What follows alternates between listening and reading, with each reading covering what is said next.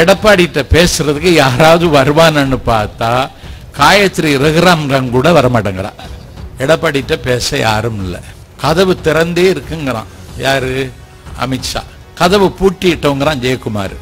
அதுக்கு பிறகு அண்ணாமலை இருக்கானே ஹட்டுக்குட்டி, அவன் சொல்றான் கதவு மட்டுமில்ல ஜன்னலும் திறந்திருக்குங்கிறான். நான் சொல்றேன் கக்கூசையும் திறந்து வைங்கிறேன். கக்கூசு திறந்து வச்சாலும் கதை நடக்காது. ஜன்னல திறக்கிற அளவுக்கு நிலைமைக்கு அவங்கள மோசமாக்கி விட்டுட்டாரு. எடப்பாடி கண்டன ஆர்ப்பாட்டம்னு சொல்றான். இது மாதிரி ஒரு கூட்டத்தை போட்டு பார்ப்போம். ஆண் மகனாக இருந்தா, ஒரு அப்பனுக்கு பிறந்திருந்தா வந்து பேச முடியாது. உன்ட பேச நீ என்ன பேசுவ? நீ சசிகலா தான் உன்னை முதலமைச்சராக முடிசூட்டி உட்கார வச்சாங்க. அந்த அம்மா அது எப்படி காலில் விழுந்தான், நாற்காலிக்கு இடையில நுழைஞ்சிட்டான், பண்ணி நுழைஞ்ச மாதிரி நுழைகிறான். நுழைஞ்சு அந்த அம்மா காலில் விழுந்துட்டான். இன்னொரு பையன் தாண்டி குதிக்கிறான். திமுகவை தாறுமாற விமர்சிக்கிறான். வலைத்தளங்கள் எல்லாம் பயங்கரமா ஓடிட்டு இருக்கு. சீமான் வேற யாரும் இல்ல, அவனும் பிஜேபி தான். குறைந்த கூலி வாக்கிங் கொண்டு குறைக்கிற ஒரே நாய் இந்தியாவில் சீமான் தான். கூட்டணி பேச்சு நடந்துட்டே இருக்கு. 40 தொகுதியிலும் ஜெயிக்க போறோம். பிஜேபிக்கு என்னன்னு கேக்குறாங்க. பாட தயாராயிட்டு இருக்கு. இன்னும் 25 வருஷம் தமிழ்நாட்டு அரசியலை தீர்மானிப்பது எங்கள் ஸ்டாலின் தானே தவிர இன்னொருவர் இல்லை. வடகிழக்கு மாநிலங்களில் பிஜேபி கட்சி தலைப்பதற்கும் பிழைப்பதற்கு வாய்ப்பில்லை என்று சொல்லுகிற இடத்தில் கூட கால் ஊன்றி விட்டோம். பெரியாரும் அண்ணாவும் கலைஞரும் பிறந்த தமிழ்நாட்டில் ஏன் கால் ஊன்ற முடியாது என்று அண்ணாமலை என்று சொல்லக்கூடிய ஆட்டுக்குட்டை தமிழ்நாட்டுக்கு இறக்குமதி செய்திருக்கிறார்கள். நான் கேட்கிறேன், நீ தமிழ்நாட்டில் கால் ஊன்ற முடியாது. கருப்பு சிகப்பு வேட்டி கட்டி இருக்கிற ஒரு தொண்டன் உயிரோடு இருக்கிற வரை உன்னுடைய அறைகூவலை நாங்கள் எதிர்கொள்வதற்கு தயார். நீங்கள் என்ன செய்தீர்கள்? நான் யார்கிட்டையும் பகிர்ந்து கொள்வதில்லை. காவல்துறையிடம் புகார் கொடுப்பதும் இல்லை. என்னை உயிருக்குயிராக நேசிக்கிற என் தம்பிகளிடத்திலோ நண்பர்களிடத்திலோ என்னுடைய குடும்பத்தில் கூட நான் பரிமாறிக்கொள்வதில்லை. தினசரி எனக்கு மிரட்டல் வருகிறது. என்ன காரணம்? பிஜேபி அரசை கேள்வி கேட்கிற காரணத்தான். மக்களிடமிருந்து வரி வசூலிப்பது, வசூலித்த பணத்தை மக்களுக்கே திருப்பி கொடுப்பது, இதற்கு பேர் தான் நிர்வாகம். வேற ஒரு குணம் கிடையாது. நீட்டி முழக்குகிறார் இந்தியாவின் நிதியமைச்சர், உலக பேரழகி நிர்மலா சீதாராமன். பாதிக்கப்பட்ட இடத்திற்கு வருகிறார். உங்களுக்கு பக்கபலமாக இருப்பேன் என்றே சொல்வதற்கு அவருடைய நாக்குக்கு சக்தி இல்லை. இன்னைக்கு சென்னையில நீட்டி முழக்குகிறார் பிரதமர். நெஞ்சில் உரமும் இன்றி நேர்மை திறமும் இன்றி வஞ்சனை செய்வாரடி கிளியே, அவர்கள் வாய்ச்சொல்லில் வீரரடி கிளியே. நாம் பாரதி வஞ்சனையும் வாய்ச்சொல்லும் தான் மோடிட்டு இருக்கிற மூலவர். 10 ஆண்டு காலத்துல மோடி இன்னும் பத்திரிகையாளர்களே சந்திக்கல. என்ன நியாயம்? ஏன் தமிழ்நாட்டை திட்டமிட்டு நீ கருவிருக்கிறாய்? எங்கள் குரலை ஏன் நசுக்க பார்க்கிறாய்? எங்கள் கனவில் ஏன் கல்லறிகிறாய்? எங்கள் இருப்பை ஏன் இடிக்க துடிக்கிறாய்? அண்ணா, கேள்வி கேட்க முடியாத இடத்தில் இருக்கின்ற மோடியை கேள்வி கேட்பதற்கு இந்திய அரசியலில் ஒரு ஆண்மகன் இருக்கிறான். அவன் பெயர் ஸ்டாலின் என்பதை நாடு புரிந்து கொண்டு விட்டது. அழிவும் ஆபத்து நெருங்கி விட்டதை மோடி உணர்கிறார். வெற்றி எங்களுக்கு வந்துவிட்டது. இன்றைக்கு கோவா, மேகாலயா, சிக்கிம், டெல்லி 6 மாநிலங்கள்ல தொகுதி பங்கீட்டை ஆம் ஆத்மியும் காங்கிரசும் இன்றைக்கு முடிவு செய்து அறிவித்து விட்டது. இவர்களை ஒன்னு சேர்க்கிற முயற்சிக்கு என் தலைவன் ஸ்டாலின் முகம் எழுதினான். மோடிக்கு தூக்கம் வருமா? தமிழ்நாட்டினுடைய முதலமைச்சரின் கண்காணிப்பில் தமிழகம் பாதுகாப்பாக இருக்கிறது, பத்திரமாக இருக்கிறது. இதை தாங்கிக் கொள்ள முடியவில்லை. காஷ்மீரிலே கால் ஊன்றிவிட்டோம். கால் ஊன்ற முடியாத இடங்கள் என்று கருதப்பட்ட திரிபுராவிலே கால் ஊன்றிவிட்டோம். மேகாலயாவில் கால் ஊன்றிவிட்டோம். சிக்கிமில் கால் ஊன்றிவிட்டோம். வடகிழக்கு மாநிலங்களில் பிஜேபி கட்சி தலைப்பதற்கும் பிழைப்பதற்கு வாய்ப்பில்லை என்று சொல்லுகிற இடத்தில் கூட கால் ஊன்றிவிட்டோம். பெரியாரும் அண்ணாவும் கலைஞரும் பிறந்த தமிழ்நாட்டில் ஏன் கால் ஊன்ற முடியாது என்று அண்ணாமலை என்று சொல்லக்கூடிய ஆட்டுக்குட்டை தமிழ்நாட்டுக்கு இறக்குமதி செய்திருக்கிறார்கள். நான் கேட்கிறேன், நீ தமிழ்நாட்டில் கால் ஊன்ற முடியாது. கால் ஊன்றுவதற்கு தமிழர்கள் அனுமதிக்க மாட்டார்கள். கருப்பு சிகப்பு வேட்டி கட்டி இருக்கிற ஒரு தொண்டன் உயிரோடு இருக்கிற வரை உன்னுடைய அறைகூவலை நாங்கள் எதிர்கொள்வதற்கு தயார். நீங்கள் என்ன செய்தீர்கள்? எங்கே கொண்டு விட்டிருக்கிறீர்கள்? தமிழ்நாடு இன்றைக்கு எப்படி இருக்கிறது? 2023 100 நாட்களுக்கு மேலாக மணிப்பூர் என்கிற மாநிலத்தில் என் தாய்மார்களே சொல்வதற்கு என்னுடைய நாக்கு கூசுகிறது. உங்களுக்கு இதயம் இருந்தால், உங்கள் இதயத்தில் ஈரம் இருந்தால், உங்கள் இதயத்தில் இரக்க உணர்ச்சி இருந்தால், அடுத்தவன் படுகிற துன்பம் கண்டு துடிக்கிற இதயமாக உங்கள் இதயம் இருக்குமானால், உங்கள் இதயத்தில் மனிதாபிமானம் இருக்குமானால், மானுட பற்று இருக்குமானால், உங்கள் கண்களில் கவலை குடியிருக்குமானால், காருண்யம் இருக்குமானால், அடுத்தவன் படுகிற துன்பம் கண்டு ஒரு சொட்டு கண்ணீர் வடிக்கிற கண்களாக உங்கள் கண்கள் இருக்குமானால், என் தாய்மார்களே, உங்கள் காலில் மாலையாக விழுந்த நாஞ்சில் சம்பத் கேட்கிறேன். மலையின் மடியில் இயற்கை நாட்டியம் செய்யக்கூடிய மணிப்பூரில் கும்கி இனத்தை சார்ந்த 2 பெண்களை கறந்த இடத்தையும் பிறந்த இடத்தையும் காட்டிக்கொண்டு, அதற்கு மேல சொல்ல எனக்கு நாக்கு வரல, அவர்களை நிர்வாணமாக்கி 1000 மெஹதி வகுப்பை சார்ந்தவர்கள் அந்த 2 பெண்களை நிர்வாணமாக்கி முன்னால் நிறுத்தி அழைத்துக் கொண்டு ஊர்வலமாக அழைத்து செல்கிறார்கள். அந்த 2 பெண்களையும் காற்றுக்கு அழைத்து சென்று ஒரு கும்பல் மாறி மாறி வன்புணர்வு செய்து சித்திரவதை செய்தார்கள். அதுல பாதிக்கப்பட்ட ஒரு பெண் இந்தியா பாகிஸ்தான் கார்கில் போரில் இந்த நாட்டின் மானம் காப்பதற்கு எல்லையில் நின்று போராடி ஒரு ராணுவ வீரனுடைய மனைவி. மாறி மாறி வன்புணர்வு செய்தார்கள். மணிப்பூர் 3000 தேவாலயங்கள் இடிக்கப்பட்டன.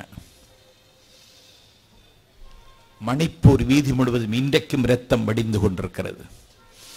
ஒரு தேசத்தின் பிரதமர் கல்பாக்கத்திற்கு வருகிற நீ, உன் கை கெட்டுகிற தூரத்தில் இருக்கிற மணிப்பூருக்கு ஏன் இதுவரைக்கும் போகவில்லை? மணிப்பூரில் இந்த இரத்த அத்தியாயம் அரங்கேறிக் கொண்டிருக்கிற பொழுது 8 நாடுகளுக்கு திக்கு விஜயம் செய்கிறார், மணிப்பூருக்கு போகவில்லை. இந்த பிரதமரை நீங்கள் மன்னிக்கிறீர்களா? இவரை அங்கீகரிக்கக்கூடிய மனநிலையில் கடையநல்லூரில் ஒரு வாக்காளன் இருப்பானா? இருந்தால் அவன் ஜனநாயக கடமை ஆற்றுவதற்கு தகுதி உள்ளவனா? நீ இன்னைக்கு இந்தியாவை எங்கே கொண்டு விட்டிருக்கிறாய்? எதிர்க்கட்சி ஆளுகிற மாநிலங்களை திட்டமிட்டு பழிவாங்குகிறார். கேள்வி கேட்க முடியாது. நான் யார்கிட்டையும் பகிர்ந்து கொள்வதில்லை, காவல்துறையிடம் புகார் கொடுப்பதும் இல்லை. என்னை உயிருக்குயிராக நேசிக்கிற என் தம்பிகளிடத்திலோ நண்பர்களிடத்திலோ என்னுடைய குடும்பத்தில் கூட நான் பரிமாறிக்கொள்வதில்லை. தினசரி எனக்கு மிரட்டல் வருகிறது. என்ன காரணம்? பிஜேபி அரசை கேள்வி கேட்கிற காரணத்தால். கேள்வி கேட்டான் கோவிந்த பன்சாரை, கொல்லப்பட்டான். கேள்வி கேட்டார் நரேந்திர தாமோதர், கொல்லப்பட்டார். கேள்வி கேட்டார் ஹம்பி பல்கலைக்கழகத்தினுடைய துணைவேந்தர் பேராசிரியர் டாக்டர் கல்புர்கி, கொல்லப்பட்டார். ஜெயலலிதாவின் ஆட்சி காலத்தில் தமிழ்நாட்டில் தடை செய்யப்பட்ட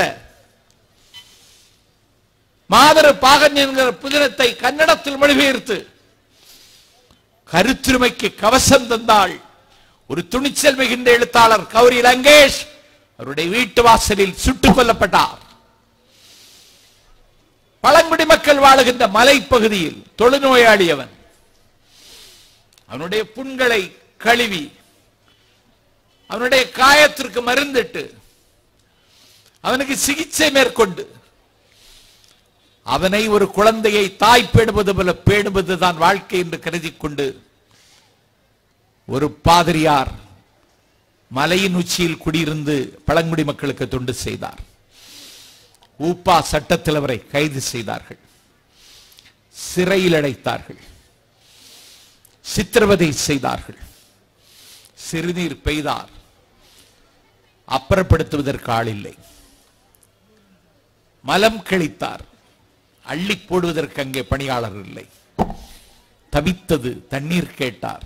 ஒரு குவளை தண்ணீரை தன்னுடைய கையில் தாங்கி குடிக்க அவருக்கு கைக்கு வலுவில்லை. பக்கவாதம் வந்து படுத்து விட்டார். இல்ல போறவங்க போயிடுங்க, யாரெல்லாம் போகணுமோ போயிடுங்க. பக்கவாதம் வந்து படுத்து விட்டார். நாங்க என்ன செய்தோம்? ஜாமீன் கேட்டோம். ஜாமீன் மறுக்கப்பட்ட நிலையில் சிறைச்சாலைக்குள்ளேயே செத்து விழுந்தார் அந்த பாதிரியார். இதுதான் இன்னைக்கு இருக்கிற இந்தியா. நாளைக்கு நாஞ்சில் சம்பத்திற்கு இது நேரலாம். ஒரு கடுமையான விமர்சகன், விளைவுகளை பற்றி கவலைப்படாதவன், அக்கினி சொற்களை அள்ளி கொட்டுகிறவன். அறிவாலயத்தின் பிரதிநிதியாக உங்கள் மன்றத்தில் நின்று பேசுகிறேன். நாளைக்கு எதுவும் நடக்கலாம். எல்லா அநியாயத்திற்கும் அவர்கள் தயார். நான் கேட்கிறேன், பேரிடர் வருகிறது, பெருமழை பொழிகிறது, வானம் அருந்து கீழே விழுவதை போல வானம் பொத்துக்கொண்டு கீழே விழுகிறது. காயல் பட்டினத்தில் 90 சென்டிமீட்டர் மழை, வரலாறு காணாத மழை. இப்படி ஒரு பெருமழையும் பேரிடரும் தமிழ்நாட்டிற்கு வந்ததில்லை. அண்ணன் ஸ்டாலின் துரித நடவடிக்கை எடுத்தார். எனக்கு தெரிந்து தமிழ்நாட்டினுடைய வரலாற்றில் துயர் துடைப்பதற்கு அரசியல்வாதிகள் வரலாம், தென்காசி நகரமன்ற தலைவர் வரலாம், கடையநல்லூர் நகரமன்ற தலைவர் வரலாம். ஆனால் சிவதாஸ் மீனா தமிழ்நாட்டினுடைய சீஃப் செக்ரட்டரி நெல்லையில் 10 நாட்கள் முற்றுகையிட்டார், பணிகளை முடிக்கிறார். துயரங்களை சந்தித்த மக்களுக்கு ஆறுதலை தருவதற்கு 10 நாள் அவர் படாத பாடுபட்டார். இந்தியாவில் எங்கேயாவது கேள்விப்பட்டிருக்கீங்களா? தமிழ்நாட்டினுடைய நிதியமைச்சர் தம்பி தங்கம் தென்னரசு நெல்லையில் முற்றுகையிட்டு 10 அமைச்சர்களை வைத்துக் கொண்டு நிர்வாக இயந்திரத்தை முடுக்கிவிட்டு துயர் துடைக்கும் பணியில் தன்னை அர்ப்பணித்துக் கொண்டார். பொங்கி எழுந்தது தாமிரபரணி, ஊருக்குள்ளே புகுந்தது. 24 அடி உயரத்திற்கு தாமிரபரணி தண்ணீர் ஊருக்குள் பாய்கிறது. நாங்கள் சமாளித்தோம் அதை. என் பெருமைக்குரியவர்களே, சென்னை இதே பெருமழை சென்னையிலும் கொட்டியது. வாழ தகுதியுள்ள நகரம் இல்லை சென்னை என்று சொல்லுகிற அளவிற்கு சென்னை குண்டி போய்விட்டது. மீட்பு நடவடிக்கையை மேற்கொண்டோம். எங்களுக்கு உதவுங்கள் என்று கேட்டோம். தப்பா? என்னுடைய வரிப்பணத்தில் தான் நீ மஞ்சள் குளிக்கிறாய், என்னுடைய வரிப்பணத்தை எனக்கு திருப்பித்தா என்று கேட்கிறோம். நிர்வாகம்ங்கிறது வேற ஒன்றும் இல்லை, டாக்ஸேஷன் அண்ட் டிஸ்ட்ரிபியூஷன். மக்களிடமிருந்து வரி வசூலிப்பது, வசூலித்த பணத்தை மக்களுக்கே திருப்பி கொடுப்பது, இதற்கு பேர் தான் நிர்வாகம். வேற ஒரு புண்ணகம் கிடையாது. இயற்றலும் ஈட்டலும் காத்தலும் காத்த வகுத்தலும் வல்லதரசுன்னா வள்ளுவன். நீ என்கிட்ட இருந்து வரி வசூலிச்சிட்ட ஜிஎஸ்டி, அதை எனக்கு நீ திருப்பி தரல. எனக்கு டிசாஸ்டர் பேரிடர் நிதின்னு ஒண்ணு இருக்கு, அதையாவது தருவியா அப்படின்னு கேட்கிறோம், தரல. இந்தியாவுடைய பாதுகாப்புத்துறை அமைச்சர் ராஜ்நாத் சிங் துயர் பாதிக்கப்பட்ட இடத்திற்கு வருகிறார். எந்த உதவியும் தருவதற்கு உத்தரவாதம் தராமல் சென்றார். நீட்டி முழக்குகிறார் இந்தியாவின் நிதி அமைச்சர், உலக பேரழகி நிர்மலா சீதாராமன். பாதிக்கப்பட்ட இடத்திற்கு வருகிறார். உங்களுக்கு பக்கபலமாக இருப்பேன் என்றே சொல்வதற்கு அவருடைய நாக்குக்கு சக்தி இல்லை. ஒன்றிய அரசாங்கத்தினுடைய குழுக்கள் வருகின்றன. பாதிக்கப்பட்ட இடங்களில் வந்து பார்க்கிறார்கள். தமிழ்நாடு அரசு தன்னுடைய அதிகாரத்திற்குட்பட்டு நிவாரணப் பணிகளை முறையாக மேற்கொள்கிறது என்று ஒரு சர்டிபிகேட் கொடுத்துட்டு போயிட்டான்.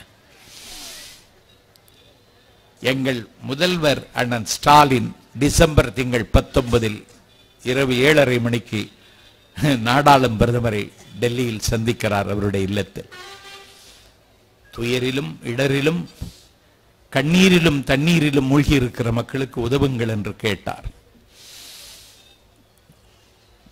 பிரதம அமைச்சர் பதில் சொல்லல. நான் கடைநல்லூர்ல நியாயம் கேட்கத்தான் வந்திருக்கேன். பதில் சொல்லல.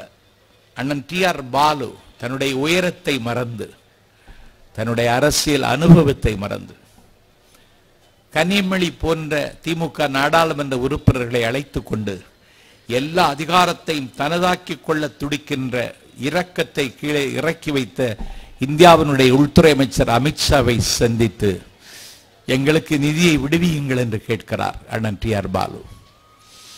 27 டிசம்பர் 27க்கு முன்னால் விடுவித்து விடுகிறேன் என்றார் அமித்ஷா. நாஞ்சில் சம்பத் கடைநல்லூர் மேடைக்கு வருகிற நேரம் வரையிலும் விடுவிக்கல. இன்னைக்கு சென்னையில் நீட்டி முழக்குகிறார் பிரதமர். நெஞ்சில் உரமும் இன்றி நேர்மை திறமும் இன்றி வஞ்சனை செய்வாரடி கிளியே அவர்கள் வாய்ச்சொல்லில் வீரரடி கிளியே. நாம் பாரதி. வஞ்சனையும் வாய்ச்சொல்லும் தான் மோடிட்டு இருக்கிற மூலதனம். மோடி அரச கேள்வி எழுப்பினான் பத்திரிகையாளர்கள். Dainik Bhaskar, Bharat Samachar, Newsclick, Newslaundry, the Greater Kashmir, the Wire, the Quint போன்ற ஊடகங்களின் அலுவலகங்கள் பட்ட பகலில் சூறையாடப்பட்டன. இந்த நாட்டில்,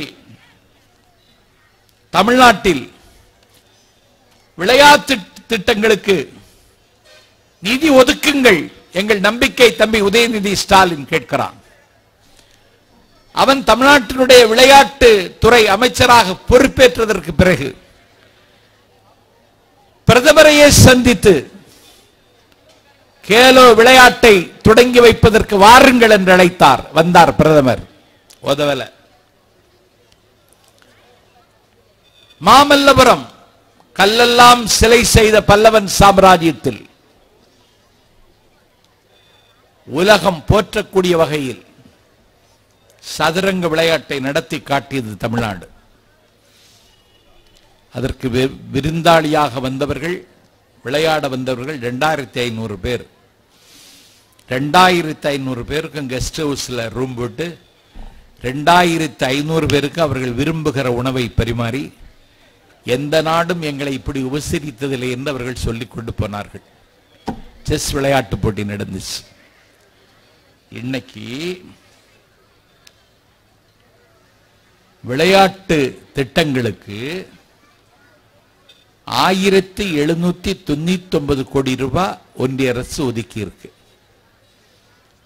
இதுல தமிழ்நாட்டுக்கு ஒதுக்கினது எவ்வளவுன்னு தெரியுமா? வெறும் 19 கோடி ரூபாய். இளைஞர்கள் குறித்து வைத்துக் கொள்ளணும். உங்க அலைபேசி மூலமாக இந்த தகவலை அனைத்து மக்களுக்கும் கொண்டு போய் சேர்க்கணும். 1799 ரூபாய் நிதியில தமிழ்நாட்டுக்கு ஒதுக்கினது வெறும் 19 கோடி. குஜராத் மாநிலத்திற்கு ஒதுக்கியது 586 கோடி. உத்தரப்பிரதேசத்திற்கு ஒதுக்கியது 346 கோடி. கர்நாடகத்திற்கு ஒதுக்கியது 127 கோடி. இதுதான் மோடி அரசுக்கு லட்சணம். இந்த நாட்டில் அவர் என்ன செய்கிறார்? எங்க கொண்டு விட்டுட்டார்? இன்னைக்கு என்ன இந்தியாவுக்கு நிலைமை? உலக அரங்கில் இந்தியாவுடைய கோபுர பெருமக்குட்டீஸ்வராகி இருக்கு.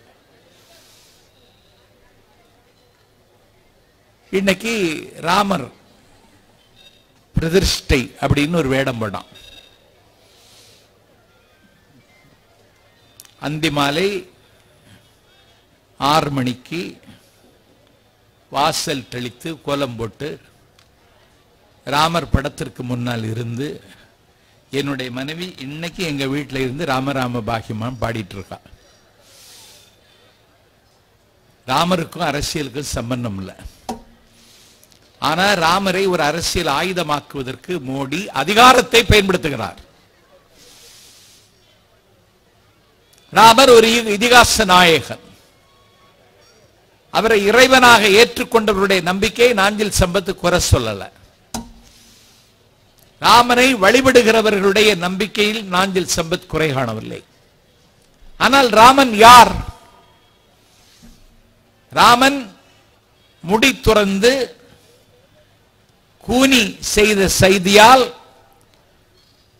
தன்னுடைய சித்தி கைகை வாங்கிய வரத்தால்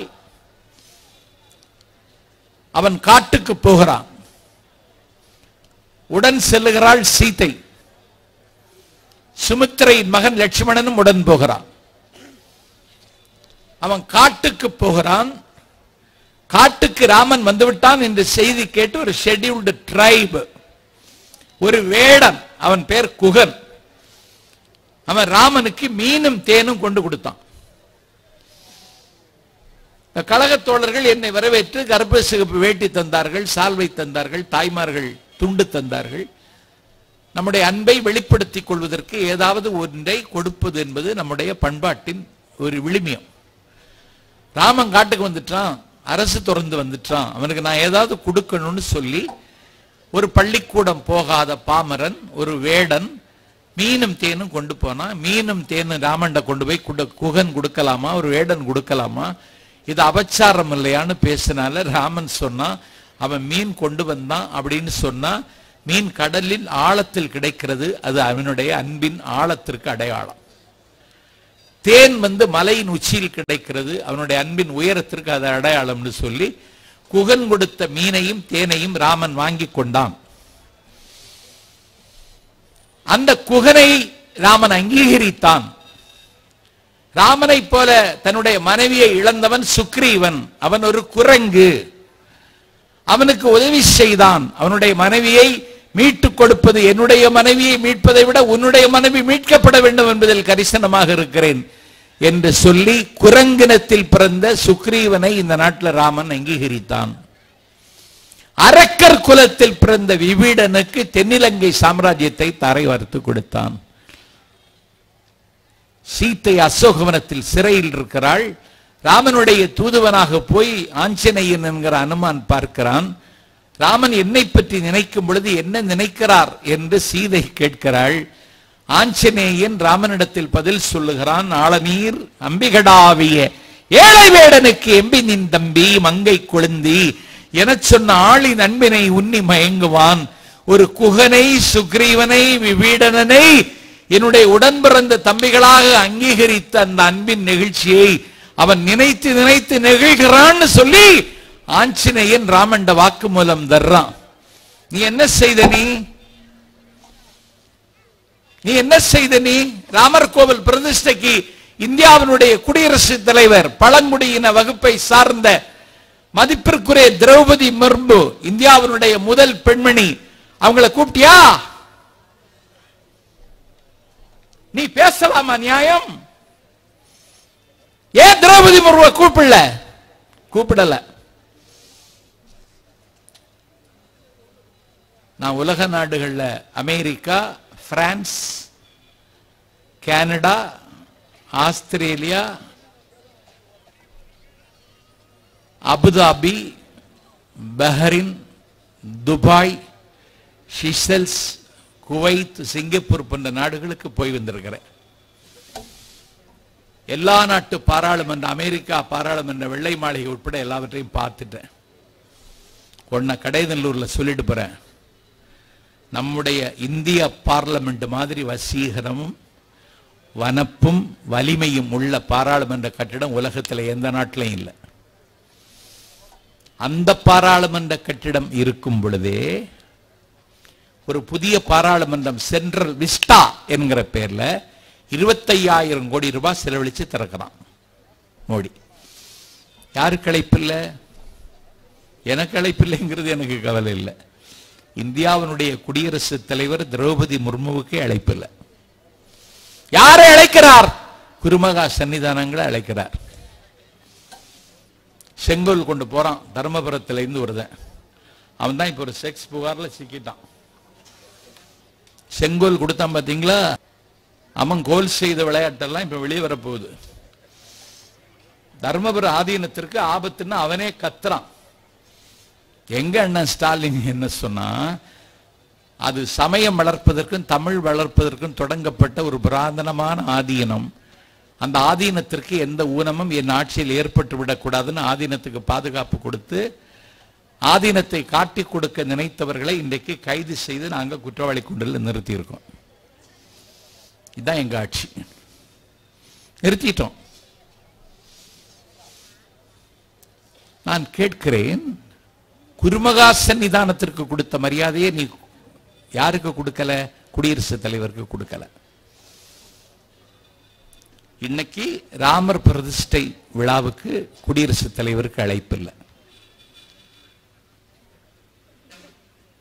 அன்வர் அலின்னு ஒரு 62 வயசு பெரியவர், தாராபுரத்தில் பாய் வியாபாரம்,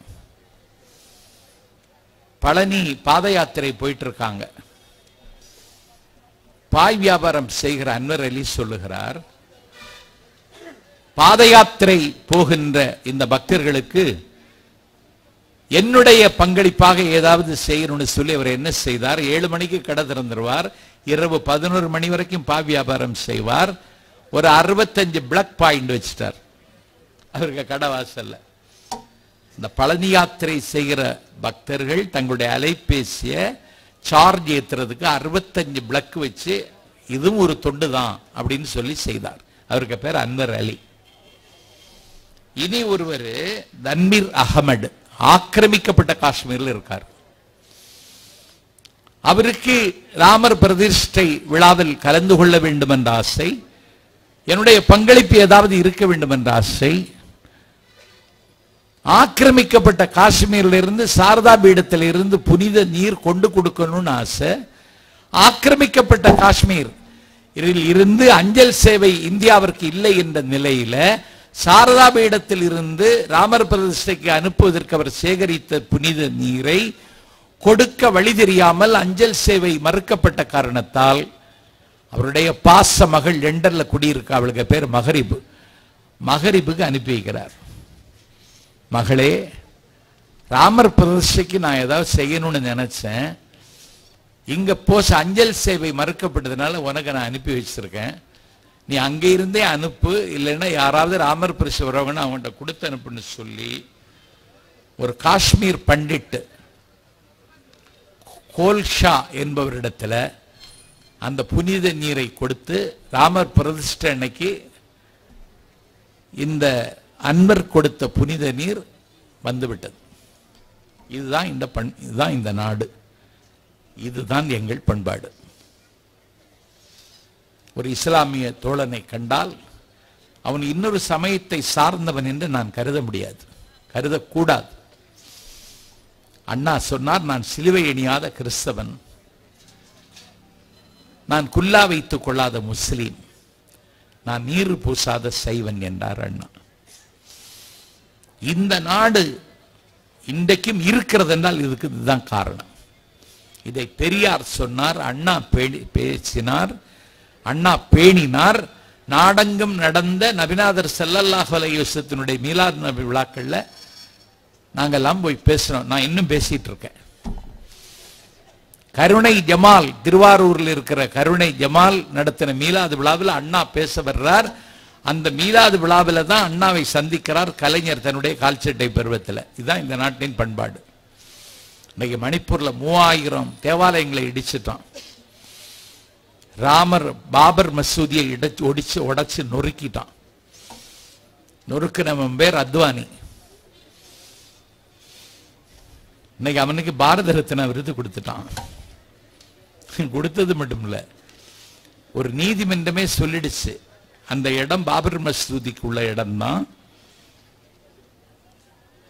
அங்க ராமரை வச்சு வழிபட்டது தப்பு தான் அப்படின்னு நீதிமன்றம் தீர்ப்பு சொல்லிட்டு இதற்கு ஒரு சொல்யூஷன், ஒரு தீர்வை எட்டணுமேன்னு நீதிமன்றம் என்ன சொல்லிச்சுன்னா, நீண்ட காலமாக இந்த நிலுவையில் இருக்கிற வழக்கை ஒரு முடிவுக்கு கொண்டு வருவதற்கு அந்த இடத்தை ராமர் கோவிலுக்கே கொடுப்பதற்கு உத்தரவிட்டார். எந்த இடத்தை? பாபர் மசூதி உடைத்த இடத்தை ராமர் கோவில் கட்டத்துக்குன்னே நீதிபதியை தீர்ப்பு சொல்லியாச்சு உச்ச நீதிமன்றம். இது சரியா தவறான்னு பேச எனக்கு அதிகாரம் இல்லை. திருவாரூர் முருகன் ஒரு திருடன் திருச்சி லலிதா ஜுவல்லரியில உடைச்சிட்டு உள்ளுக்கு போயிட்டான், நகையை எடுத்துட்டான், கையும் களவுமாக கைது செய்யப்பட்டான், சிறையில் அடைக்கப்பட்டான். அவன் கவலையே படலை. ஏன் நீ கவலை இல்லாம இருக்கேன்னு கேட்டால் அவன் சொன்னானா, பாபர் மசூதி உடைச்ச இடத்தை உடைச்சவனுக்கே கொடுத்துட்டது உச்ச நீதிமன்றம். அதனால லலிதா ஜுவல்லரியை நான் உடைச்சிட்டேன், எனக்கே லலிதா ஜுவல்லரியை தந்துருவாங்கன்னு நான் இன்னும் நம்புறேன். நானா இதுக்கு பேர் தீர்ப்பான். எந்த வகையில் தீர்ப்பு வழங்கினாங்க? ஒவ்வொரு குடும்பமும் மோடிக்கு இன்றைக்கு வாரி இறைத்திருக்கிற தொகை உங்கள் உட்பட 1,37,000 ரூபாய் கொடுத்திருக்கோம் மோடிக்கு. மன்மோகன் சிங் பிரதமராக இருக்கும் பொழுது நான் 400 ரூபாய்க்கு வாங்கின சிலிண்டர் இன்னைக்கு 1,200 ரூபாய் கொடுத்து வாங்குறேன். 3 சர்வதேச பல்கலைக்கழகத்தில் டாக்டர் பட்டம் வாங்கிய டாக்டர் மன்மோகன் சிங் அவரை டெல்லியில காங்கிரஸ் கட்சி வேட்பாளராக நிறுத்திய பொழுது தேர்தலில் செலவழிக்க காசில்லை என்பதற்காக குஷ்வந்த் சிங் போய் கடன் கேட்டார். குஷ்வந்த் சிங் கடன் கொடுத்தார். தேர்தலில் மன்மோகன் சிங் தோற்றார். தோற்று போனதற்கு பிறகு 2 நாள் பொறுத்து தன்னுடைய நண்பரை குஷ்வந்த் சிங் வீட்டுக்கு அனுப்பி, நான் குஷ்வந்த் சிங் இடத்துல கடன் பெற்ற ரூபாயை நான் தோற்றுவிட்ட நிலையில் நான் திருப்பி கொடுத்து விடுகிறேன் சொல்லி அந்த ரூபாயை திருப்பி கொடுத்து விட்டுட்டார். யாரு? டாக்டர் மன்மோகன் சிங். 10 ஆண்டு காலத்தில் டாக்டர் மன்மோகன் சிங் உலகத்தினுடைய மிகப்பெரிய டெமோக்ராட்டிக் கண்ட்ரி, ஜனநாயக நாடு இந்தியா, இங்க 117 தடவை பத்திரிகையாளர்களை சந்திச்சிருக்கார். 10 ஆண்டு காலத்துல மோடி இன்னும் பத்திரிகையாளர்களே சந்திக்கல. என்ன நியாயம்? ஏன் தமிழ்நாட்டை திட்டமிட்டு நீ கருவிருக்கிறாய்? எங்கள் குரலை ஏன் நசுக்க பார்க்கிறாய்? எங்கள் கனவில் ஏன் கல்லறிகிறாய்? எங்கள் இருப்பை ஏன் இடிக்க துடிக்கிறாய்? ஏன்னா கேள்வி கேட்க முடியாத இடத்தில் இருக்கின்ற மோடியை கேள்வி கேட்பதற்கு இந்திய அரசியலில் ஒரு ஆண்மகன் இருக்கிறான். அவன் பெயர் ஸ்டாலின் என்பதை நாடு புரிந்து கொண்டு விட்டது. அழிவும் ஆபத்தும் நெருங்கி விட்டதை மோடி உணர்கிறார். வெற்றி எங்களுக்கு வந்துவிட்டது. ராகுல் காந்தி போற இடத்துல அவ்வளவு கூட்டம். பீகார்ல வேலை பார்க்கிற பாட்னாவில் இருக்கிற ஒரு ஆசிரியர், இன்னைக்கு நான் தென்காசி கடைநல்லூர் கூட்டத்துக்கு வந்தேன்னு எனக்கு பேசுறார். நம்பிக்கையோட பேசுங்கன்னா, எல்லா இடத்துலையும் காங்கிரஸ் தான் ஜெயிக்கும் வடபுலத்தில். ஏன்னு கேட்டேன், பீகார்ல பாட்னாவில் ராகுல் காந்தியினுடைய யாத்திரை நிறைவு பொதுக்கூட்டத்திற்கு கூடிய கூட்டம் இந்திய அரசியல் வரலாற்றில் பீகார்ல இப்படி ஒரு கூட்டம் கூடியதில்லைன்னு சொல்லிட்டான். எதிரும் புதிருமாக இருந்த மம்தா பானர்ஜி, ஆம் ஆத்மி அரவிந்த் கெஜ்ரிவால், சீதாராம் யெச்சூரி, டி ராஜா, இவர்களெல்லாம் காங்கிரஸோடு உடன்பட்டவர்கள் அல்ல, கடன்பட்டவர்களும் இல்லை. இவர்களை ஒன்று சேர்க்கிற முயற்சிக்கு என் தலைவன் ஸ்டாலின் முகம் எழுதினான். இன்றைக்கு கோவா, மேகாலயா, சிக்கிம், டெல்லி 6 மாநிலங்கள்ல தொகுதி பங்கீட்டை ஆம் ஆத்மியும் காங்கிரசும் இன்றைக்கு முடிவு செய்து அறிவித்து விட்டது. மோடிக்கு தூக்கம் வருமா? இந்தியாவில் பிரதமர் நாற்காலிகளை உற்பத்தி செய்யக்கூடிய உத்தரப்பிரதேச மாநிலத்தில் காங்கிரஸ் அகிலேஷ் யாதவனுடைய சமாஜ்வாடி கட்சி தொகுதி உடன்படிக்கை செய்து ஒப்பந்தத்தில் கையெழுத்திட்டாச்சு.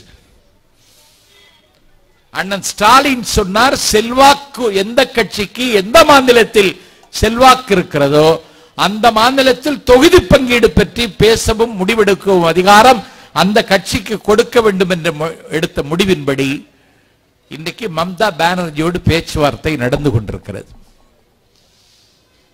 இந்திய கம்யூனிஸ்டுக்கு 2 கொடுத்துட்டோம், மார்க்சிஸ்டுக்கு 2 கொடுத்துட்டோம், இந்திய யூனியன் முஸ்லீம் லீக்குக்கு 1 கொடுத்துட்டோம், மனிதநேய மக்கள் கட்சி 1 வேணும்னு கேட்க பேச்சுவார்த்தை நடந்துட்டு இருக்கு. வேல்முருகன் தலைமையிலான வாழ்வுரிமை கட்சி பேச்சுவார்த்தை நடத்திட்டு இருக்கு. விடுதலை சிறுத்தைகள் எங்களுக்கு ஒரு பொது தொகுதி வேண்டும் என்று கோரிக்கை வைத்து பேச்சுவார்த்தை நடந்துட்டு இருக்கு. எல்லாம் இன்னைக்கு வெற்றிகரமா நடந்துட்டு இருக்கு. எடப்பாடிட்ட பேசுறதுக்கு யாராவது வருவான்னு பார்த்தா காயத்ரி ரகுராம் கூட வரமாட்டேங்கிறா. எடப்பாடி என்னடா இது, யாரும் வரமாட்டேங்கிறாங்க, எடப்பாடிட்ட பேச யாரும் இல்லை, கதவு திறந்தே இருக்குங்கிறான். யாரு? அமித்ஷா. கதவு பூட்டிட்டோங்கிறான் ஜெயக்குமார். அதுக்கு பிறகு அண்ணாமலை இருக்கானே ஹட்டுக்குட்டி, அவன் சொல்றான் கதவு மட்டும் இல்ல ஜன்னலும் திறந்திருக்குங்கிறான். நான் சொல்றேன் கக்கூசையும் திறந்து வைங்கிறேன்.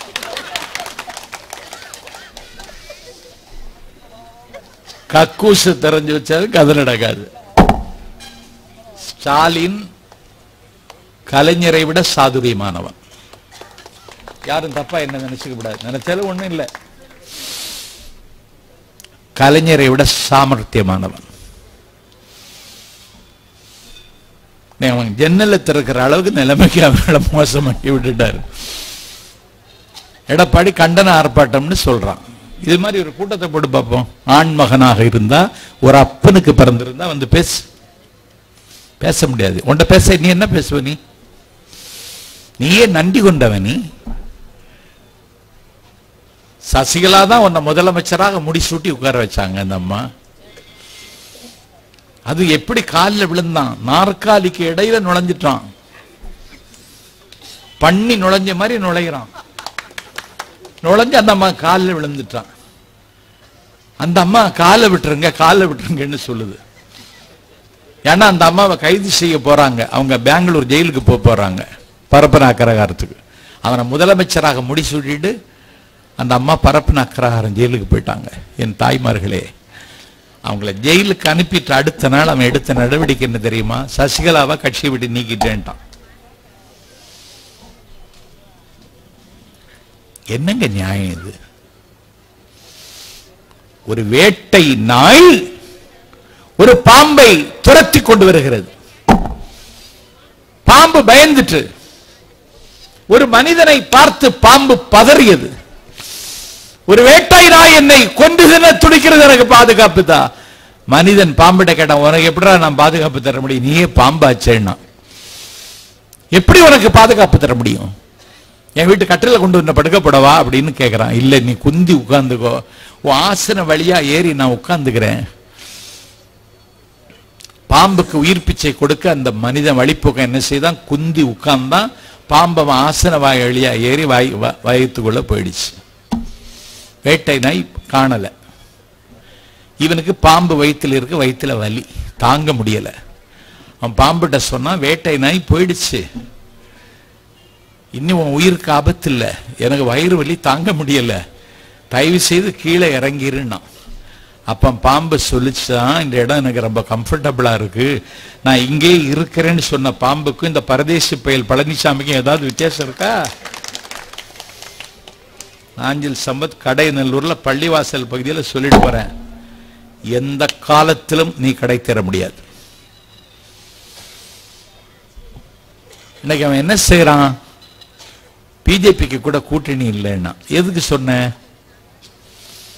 அது இஸ்லாமியர்கள் ஓட்டு எனக்கு கிடைக்காது, இனிமேல் கிடைக்கும்னா. உன்னை எந்த இஸ்லாமியர் நம்புவான்? ஈமானின் மீது நம்பிக்கையுள்ள ஒரு இஸ்லாமியன் எடப்பாடி ஓட்டு போட மாட்டான். ஏன்னா குடியுரிமை திருத்த சட்டத்தை ஆதரிச்சவன் இந்த எடப்பாடி தான். வேளாண்மை சட்டத்தை ஆதரித்தவன் இந்த எடப்பாடி தான். பிஜேபி அரசின் மக்கள் விரோத நடவடிக்கைகளை கண்மூடிக்கொண்டு ஆதரித்தவர் இந்த எடப்பாடி தான்.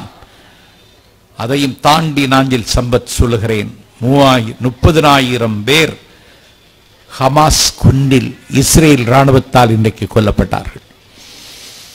நேற்றைக்கு 102 பேர் கொல்லப்பட்டார்கள். சர்வதேச போர் நெறிமுறைகளையும் விதிகளையும் மீறி மருத்துவமனைக்குள்ளே இஸ்ரேல் ராணுவம் நுழைந்து எங்கள் பிள்ளைகளை கொல்லுகிறார்கள். நான் கேட்கிறேன், இஸ்ரேல் செய்வது அநியாயம். எடப்பாடி பழனிசாமி சொல்ல தயாரா? மோடி சொல்ல தயாரா? உன்னால சொல்ல முடியுமா? மேடையில் இருக்கிற நிர்வாகிகளுக்கும் இஸ்லாமிய தோழர்களுக்கும் என்று சொல்லுகிறேன், அண்ணா இந்த நாட்டில் முதலமைச்சர் பன்மளிப்பவர் லத்தீப் சாஹிப் அவர்களும் நாவுக்கரசர் நாஞ்சிலார் அன்னைக்கு ஒரு மெம்பர் ஆஃப் பார்லிமெண்ட் ஒரு நாள் காலை 8:30 மணிக்கு அண்ணாவினுடைய வீட்டுக்குள், நுங்கம்பாக்கம் வீட்டுக்குள் வருகிறார்கள்.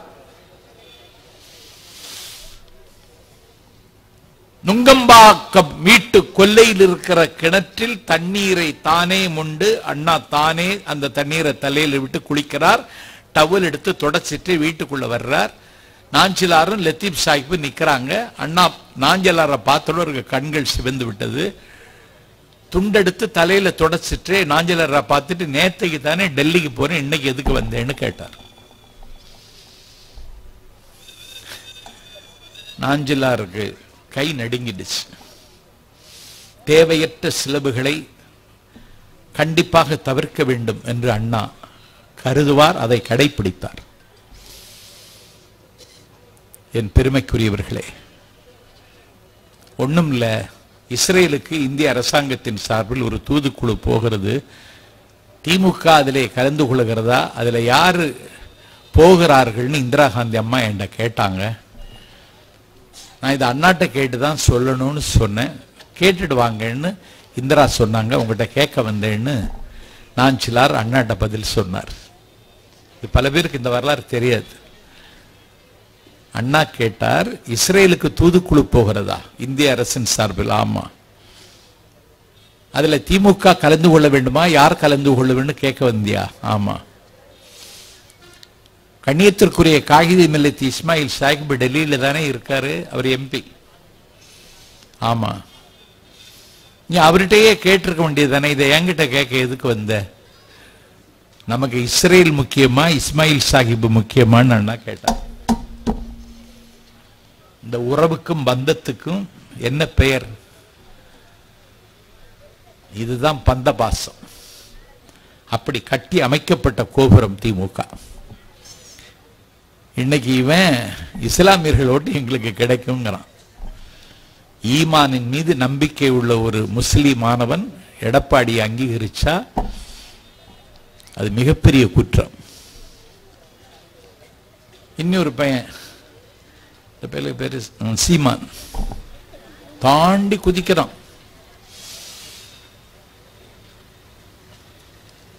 திமுகவை தாறுமாறா விமர்சிக்கிறான். வலைத்தளங்கள் எல்லாம் பயங்கரமா ஓடிட்டு இருக்கு. திராவிடத்தின் மீது கல்லறிகிறான். சீமான் வேற யாரும் இல்ல, அவனும் பிஜேபி தான். அவன் மோடியின் கைக்கூலி. குறைந்த கூலி வாக்கிங் கொண்டு குறைக்கிற ஒரே நாய் இந்தியாவில் சீமான் தான். கொஞ்சம் நல்ல ரேட்டு வாங்கி குறைச்சா கூட பிரச்சனை இல்லை, மிக குறைந்த கூலிக்கு குறைக்கிற ஒரு நாய். இவெல்லாம் சேர்ந்து திமுகவை வீழ்த்திடலான்னு கணக்கு போட்டு ஒரு கூட்டம் கூடிடுது. கூட்டம் கூடும், எலி செத்தா கூட கூட்டம் கூடிடும். நாஞ்சில் சம்பத்து வீட்டில் எலி செத்துட்டுன்னா 4 பேர் விசாரிக்க வந்துடுவான். இந்த மக்களுக்கு மனோபாவம். தமிழ்நாட்டில் அது நடக்காது. நீங்கள் செய்கிற துரோகம், நீங்கள் செய்கிற வஞ்சகம், நீங்கள் செய்கிற அறமற்ற அரசியல் எல்லாவற்றையும் மக்கள் மத்தியில் அம்பலப்படுத்துவதற்கு நேற்றைக்கும் நேற்று முன்தினமும் இன்னைக்கு ஒன்று சொல்லி தமிழ்நாடு முழுக்க கூட்டம். மாவட்ட செயலாளர் சொன்னார், நேற்றைக்கு செங்கோட்டையில் கூட்டம், நேற்றைக்கு தென்காசியில் கூட்டம், இன்னைக்கு உங்க கூட்டம் கடையநல்லூர்ல. ஐப்பசி மாதத்து அடைமழை மாதிரி நாங்கள் கூட்டம் நடத்திட்டு இருக்கோம். வேட்புமனு வாங்கிட்டே இருக்காங்க. கூட்டணி பேச்சு நடந்துட்டே இருக்கு. 40 தொகுதியிலும் ஜெயிக்க போறோம். அப்ப பிஜேபிக்கு என்னன்னு கேட்கிறாங்க. பாட தயாராயிட்டு இருக்கு. பால் விடுறதுக்கு கடைநல்லூர்ல நீங்க தயாராயிடுங்க. பால் விடுமா நாங்க கூப்பிடுவோம், பால் விடணும் வாங்கன்னு. அதெல்லாம் நடக்காது. இன்னும் ஒண்ணு சொல்லிட்டு போகவா, இன்னும் 25 வருஷம் தமிழ்நாட்டு அரசியலை தீர்மானிப்பது எங்கள் ஸ்டாலின் தானே தவிர இன்னொருவர் இல்லை. அவருக்கு ஒரு கனவு இருக்கு. காலையில் ஸ்கூலுக்கு போற பிள்ளைக்கு 17 லட்சம் குழந்தைகளுக்கு சிற்றுண்டி. என் ஊர்ல இருக்கிற ஒரு பள்ளிக்கூடத்தில் நானே போய் இந்த சிற்றுண்டி பரிமாறுகிற நேரத்தில் அங்கே போய் நின்ன, பொங்கலும் இட்லியும் நல்லாவே இருந்துச்சு.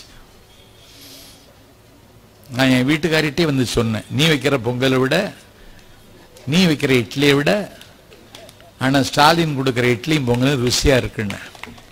உங்களுக்கு அப்படிதான், ஊர் மேஞ்சவனுக்கெல்லாம் இப்படி தின்னாதான் நல்லா இருக்கும்னு என்ன சொன்னாவா. 17 லட்சம் பேர் சாப்பிடுறான். இந்த தாய்மார்களுக்கு 1000 ரூபாய். எத்தனை பேருக்கு? 1 கோடியே 7 லட்சம் பேருக்கு கொடுத்துட்டு இருக்கோம். என் வீட்டில் எங்க சித்தி ஒருத்தி இருக்கா. நான் இப்படி ஊருக்கு கிளம்பிட்டேன்னா என் மனைவி துணையா யாரும் இல்லை, மகன் மகள் எல்லாம் ஊர்ல இல்லை. என் மனைவி துணையா இருக்கட்டும்னு எங்க சித்தி எங்க வீட்டிலே நில்ல நீ அப்படின்னு சொல்லி நிக்க வச்சிருக்கேன். மலையாளம் தான் பேசுவா, தமிழ் எழுத படிக்க தெரியாது. அவளுக்கு 1000 ரூபாய் கிடைச்சிட்டு. நான் ஒரு நாள் வீட்டுக்கு போகும்போது முதலமைச்சர் லெட்டர் எழுதியிருக்காரு அப்படின்னா, அவர் எனக்கே இன்னும் எழுதலையே, உனக்கு எழுதிட்டாரான்னு கேட்டேன். ஆமாண்ணா. லெட்டர் எடுத்துட்டு வந்தா நான் படித்தேன். அன்பு சகோதரி பங்கஜம் அவர்களுக்கு அப்படின்னு போட்டு, அண்ணா ஸ்டாலின், இது உரிமை தொகை தான், இது உதவி தொகை அல்ல, இன்னும் அதிகம் தர வேண்டும் என்ற ஆவல் தான். நிதி பற்றாக்குறையில இதை தந்ததே பெரிய சாதனைன்னு நினைக்கிறேன். இதை வாங்கி உங்கள் குறைந்தபட்ச தேவைகளை பூர்த்தி செய்யுங்கள்னு அண்ணா ஸ்டாலின் எழுதின கடிதத்தை நானே உறக்க படித்தேன். நான் படிக்க படிக்க எங்க சித்திக கண்ணில் இருந்து கண்ணீர் வடிஞ்சிட்டே இருக்கு. ஏன்னா அவளுக்கு தமிழ் தெரியாது. அழுது முடிச்சிட்டா. இந்த ஆட்சியை எது காப்பாற்ற போகுது தெரியுமா? என் சித்தி வடித்த கண்ணீர் இந்த ஆட்சியை காப்பாற்றும்.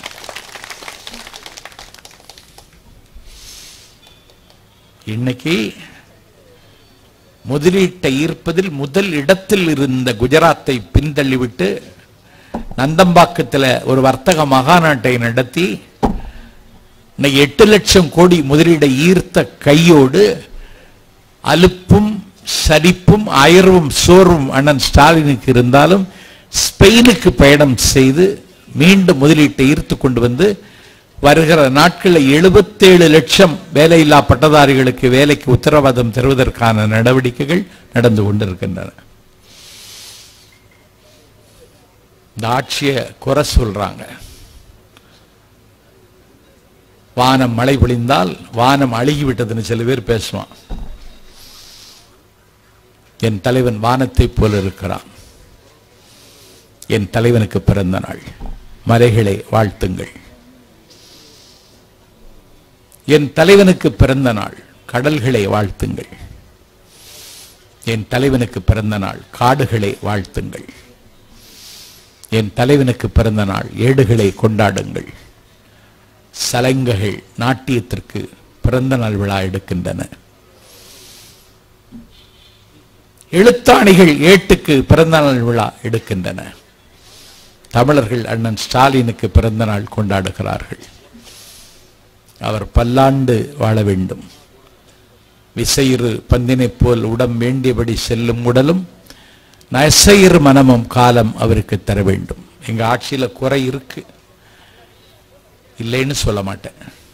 நிலவில் களங்கம் இல்லையா? நெல்லில் உமி இல்லையா? நீரில் பாசி இல்லையா?